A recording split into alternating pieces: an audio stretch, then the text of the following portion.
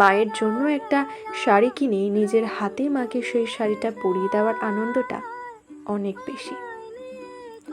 আর ঠিক সেই মেয়েটাকে যখন সমাজের মানুষগুলো কানাঘুষো করতে থাকে, এত বয়স হয়ে গেছে তারপরেও কেন মেয়েটা বিয়ে করছে না বলে তাকে নিয়ে যখন বাজে কটূক্তি করা হয়, কিংবা একটা মেয়ে হয়ে তার কেন এত কিছু ভাবতে হবে বলে তাকে নিয়ে যখন বাজে মন্তব্য করা হয়, তখন মেয়েটা অসহায়ের মতো রাতের আধারে অশ্রু ভেজায়।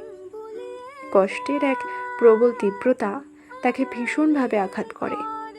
তখন তার খুব করে বলতে ইচ্ছে করে, আমি আমার পরিবারের মানুষগুলোর দায়িত্ব নিতে চাই, আমি আমার ছোট বোনের জন্য কিছু করতে চাই, আমি নিজের পায়ে দাঁড়াতে চাই, আমি আমার স্বপ্নগুলোকে বাস্তবে পূর্ণতা দিতে চাই, আমিও এই সমাজে মাথা উঁচু করে নিজের অধিকার নিয়ে একটুখানি বাঁচতে চাই। হয়তো এমন আরো অনেক কিছুই বলার থাকে তাদের, কিন্তু বলতে পারার সেই স্বপ্নের জায়গাটায় সব মেয়েরা পৌঁছাতে পারে না। তার আগেই কারো কারোর জীবন নামক ঘড়িটা থেমে যায়।